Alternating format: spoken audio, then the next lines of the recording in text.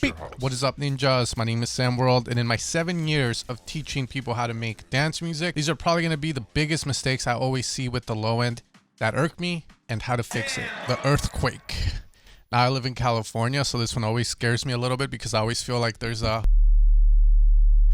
Now usually this mistake will happen because most producers just want this vibe.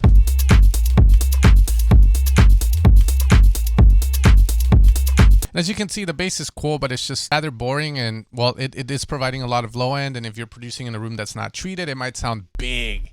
So how do we fix this? Well, first off, you need to understand that when you want boominess, the sine is not a bad one to start with because the sine is a non-alcoholic waveform. What that means is that it doesn't have upper harmonics.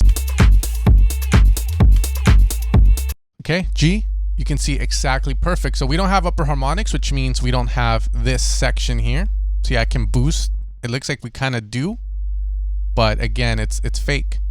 Now, the way to fix this bass that sounds boomy as heck is to saturate it. Now, we must understand why we saturate the bass. Saturation provides color and harmonic frequencies. Now, don't worry about the harmonic frequencies part. Just think good frequencies that will always sound good. It's not like some Nuvis just boosting random notes, okay? The saturation will add frequencies that are pleasant and color the sound up. Human ear loves colored sound, by the way. So this is why saturation is huge. And if you don't do it, you need to. Most of the samples you're utilizing from big sample pack companies, their samples are saturated to hell. Now with saturation, the game is how hard can I go sometimes. Again, exceptions always. And I'm going hard on this bitch. Take that shit. Now from here, you might get people saying, but you lost the sub. No, you just EQ out all the unwanted harmonic frequencies and you keep the ones you want. Okay? There's a big difference, right?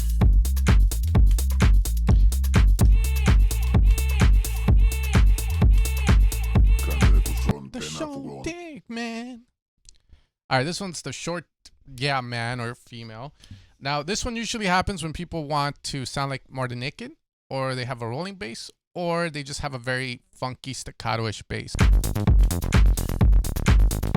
That's weak. A lot of times I'll get asked, how can I get my bass to sound fat or sound good in the mix with everything else? There are so many variables that can occur, but the first one is to get your bass firm, firme, 100%. Obviously, we're opening up the bass a bit too much, so we're going to go with a higher dB pole filter, 18 or 24. It just means more strict, less highs are out. We're going to reshape this. Sounding a lot better there. Playing around with that.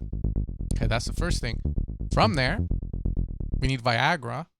Okay, we need to bring this decay up to allow the note to develop. Now, if you're still having issues and you don't want to touch your MIDI, you can add a bit of release. Now, when you add the release, you're essentially adding a tail every time the note is let go. So for instance, if I do and see how it lingers. Okay, so we want a bit of that.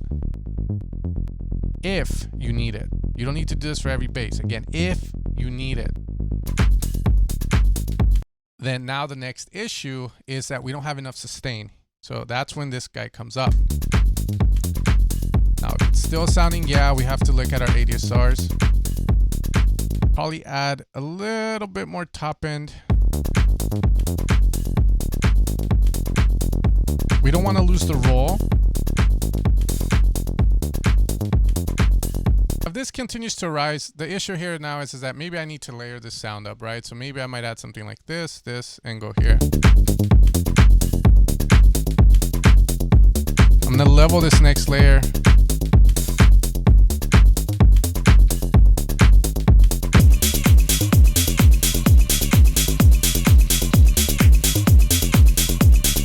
Are you ready?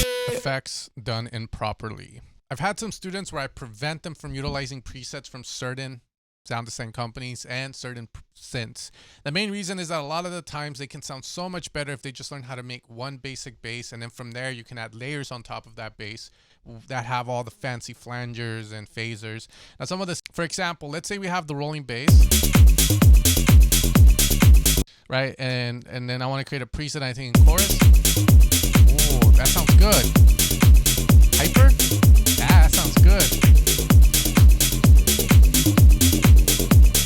Yes. Maybe here.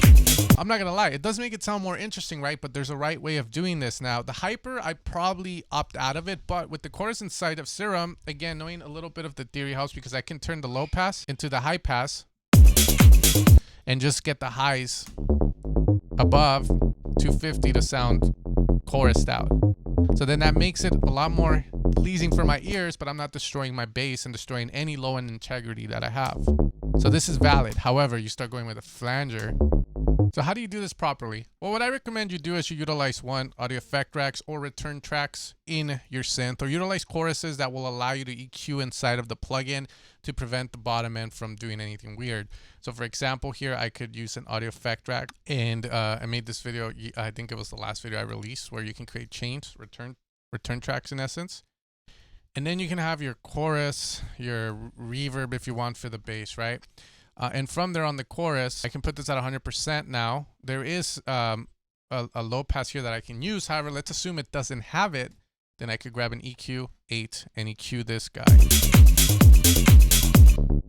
This is the chorus effect. Do this, oversample. And then from there, you can get creative with this, because now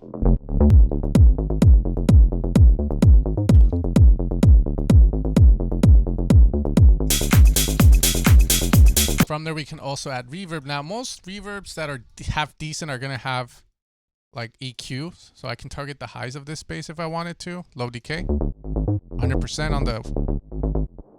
And this is the reverb we're going to bring in. Let's make the size a little smaller, so it's more of a diffused. There we go. And we can also sidechain it or EQ further if needed. You can make the reverb wide, put like a redux on it, right? Get really creative with this.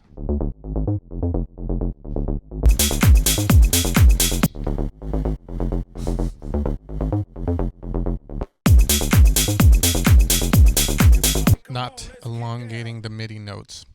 Okay, so this one is crucial, and this is what I mean by there's so many variables when it comes to getting a right low end that people think it's all about the mixing. A lot of times it's the sound design and the production.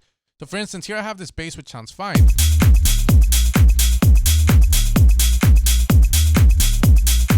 Right? Now, what most people seem to misunderstand is the MIDI. Sometimes people will do this. Oh shit. Notice that if I go here with the length of the MIDI notes,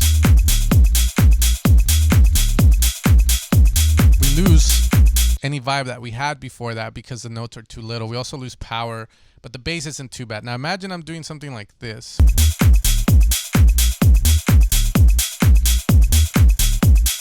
Right? It's sort of almost the same MIDI, but doesn't sound strong, and that's because of the length of the notes that you have. Now, don't elongate everything to the same degree as everything else, but do pay attention to that. If it doesn't sound fat, it could be these, and this has happened before. Where I've had like trying to figure out, okay, what's up with this bass, and when it's this, I'm like, fuck, I should have checked that first. Now, if you want the beat to be more pronounced, let's say you're doing this and you're like, yeah, but I still want it to be more felt. This is where, again, you go back to Serum and you play with the ADSR value. So here I would do maybe lower on the sustain, faster decay. Check.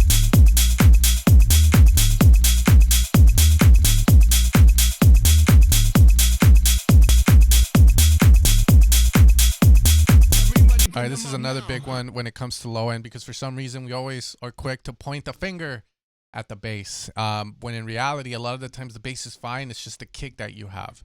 There are 3 things that I tell my students to look out for when they're picking a kick. Number 1, the length of the kick, how hard it's coming in hot. The longer the kick, the more sidechain and the bass is gonna need, and also kick. Now usually I tell them the halfway mark is a good point for anybody making anything. When it's not like a techno rumble kick, hardstyle kick, etc. The other thing you want to look out for is the knockiness or the punchiness of the kick. For example, right, I'm sure many of you guys see the Cashmere kicks as very high up in the list in terms of quality, and it's probably one of the most downloaded packs and probably the most used kicks out there. Right? In tech house, we have that knock to it. So these kind of kicks, while they might be great for certain genres, are not going to work for this. So this is where the mistake entails. Usually what I tell my students is to use packs that are made for tech house and made for a certain kind of tech house they like.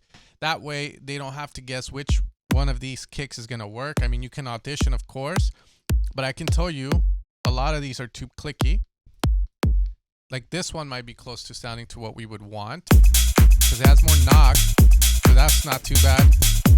But again, you can't beat this because this is the tech house way, right? And this is the big room way, or the electro or the psytrance way. Some of these kicks will work great for psytrance because they're very clicky, so they pop out more. You might want to saturate that one. And probably one of the last ones, guys, is sidechain. Again, if your kick is taking up, let's say, the whole bar, then you're gonna have to sidechain something like this in theory. But from there, we can do this and then just shape the kick like so. The sidechain has to be sort of inversely proportional to the kick. Now there is an exception, of course, when you want the pump effect. Definitely do that, but make sure maybe you pick a kick that will allow for that to happen with the bass. The last one is the amount of high frequencies you're letting out on the bass. Now if you're making mid-tempo stuff, then okay, for sure, let the bass fucking be wide open and blam blam. But when you're making stuff like deep house, tech house, again, and you hear these basses that are very boomy and fat, that's because they're closed. A lot of the times with synths, the filter adds so much flavor. For example, if I leave this open, I still have the same amount of low end, but it just doesn't sound as fat. And that's because we're allowing all the highs out and the filter's not providing that warmth, that color, that blanket to the bass. Look how much it changes the moment we like. It's still the same.